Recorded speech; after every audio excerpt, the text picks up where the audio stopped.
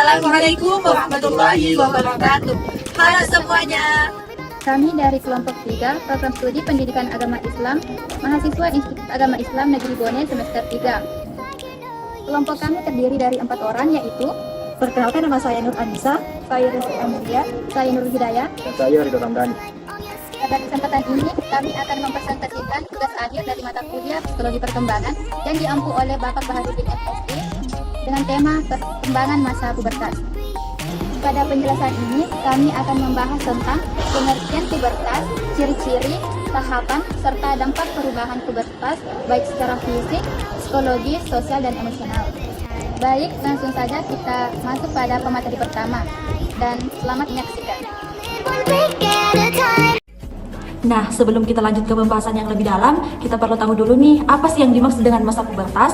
Mari kita lihat penjelasannya di slide pertama. Pubertas atau puberti yaitu periode ketika kematangan kerangka dan seksual terjadi dengan pesat, terutama di awal masa remaja. Pubertas adalah proses kematangan dan pertumbuhan saat organ reproduksi mulai berfungsi dan karakteristik seks sekunder mulai muncul. Masa pubertas terjadi pada saat anak memasuki masa remaja, yang dimana masa ini merupakan fase transisi antara masa kanak-kanak akhir dan masa remaja awal. Usia rata-rata pubertas remaja adalah umur 12-14 tahun dan 13-15 tahun. Perempuan sekitar usia 8-13 tahun, sedangkan laki-laki sekitar 10-15 tahun. Masa ini ditandai dengan perubahan pada ciri-ciri seks primer dan seks sekunder. Setelah mengetahui pengertian masa pubertas, selanjutnya kita akan membahas ciri-ciri yang menandai seseorang memasuki masa pubertas.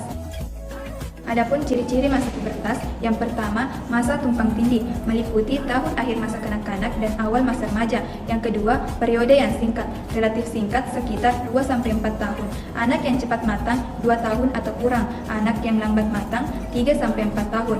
Yang ketiga, masa pertumbuhan dan perubahan yang pesat, ditandai oleh pertumbuhan yang pesat dan perubahan yang mencolok dan proporsi tubuh. Yang terakhir, fase negatif, disebut sebagai fase negatif karena anak pubertas sering mengambil sikap anti, seperti antisosial dan kehilangan sifat-sifat baiknya. Sikap negatif ini cenderung menghilang saat fungsi seksualitas semakin matang. Setelah memahami ciri-ciri masa pubertas, berikutnya kita akan melihat bagaimana tahapan-tahapan yang terjadi dalam masa pubertas. Adapun tahap-tahap masa pubertas, yang pertama, tahap prapuber, terjadi pada masa akhir kanak-kanak. Ciri-ciri seks sekunder mulai kelihatan, tetapi organ seksual belum berfungsi sempurna. Anak bukan lagi sepenuhnya anak-anak, tetapi juga belum sepenuhnya remaja. Adapun yang kedua yaitu tahap puber, garis pembagi antara masa kanak-kanak dan masa remaja. Kematangan seksual sudah terlihat jelas, seperti menstruasi pada perempuan dan mimpi basah pada laki-laki. Dan yang ketiga, tahap pasca puber, bertumpang tindih dengan tahun pertama dan kedua masa remaja. Ciri-ciri seks sekunder telah berkembang baik dan organ-organ seks mulai berfungsi secara matang. Perubahan yang terjadi pada masa pubertas tentu membawa dampak. Pada slide ini, kita akan membahas dampak pubertas terhadap kondisi fisik dan psikologis remaja. Yang pertama, akibat terhadap keadaan fisik. Pertumbuhan pesat sering disertai dengan kelelahan, kelesuan, dan pola buruk. Gangguan pencernaan dan nafsu makan yang berkurang. Pada perempuan sering merasakan sakit kepala, sakit punggung, dan mudah marah di awal periode haid. Kemudian, akibat terhadap sikap dan perilaku. Kecemasan tentang perubahan penampilan tubuh, munculnya sikap keraguan, perasaan tidak mampu dan tidak aman, dapat meningkatkan risiko perilaku bermasalah, terutama pada anak pubertas dini. Perilaku bermasalah yang umum, ingin menyendiri dan mengasingkan diri, bosan dengan kegiatan lama, inkoordinasi, emosi yang meninggi, dan hilangnya kepercayaan.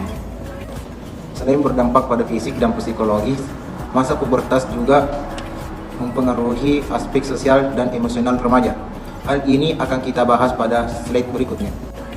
Yang pertama, perubahan sosial dan penyesuaian diri. Antagonisme anak sosial. Anak puber sering tidak mau bekerja sama, membantah dan menentang. Pengaruh teman sebaya. Anak lebih banyak di luar rumah sehingga pengaruh teman lebih besar daripada pengaruh keluarga. Masalah penyesuaian diri. Tidak memperdulikan berbagai akibat dari keputusan yang diambil. Rasa tidak bahagia. Berasal dari kurangnya kasih sayang dan dukungan dari orang tua. Yang kedua, perilaku khas lain.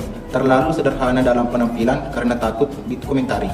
Cenderung berperilaku kurang tenang dan terburu-buru dalam menghadapi masalah. Sekian yang dapat kami paparkan, kurang dan lebihnya mohon dimaafkan, dan jangan lupa like, comment, share, Dan subscribe. Wassalamualaikum warahmatullahi wabarakatuh.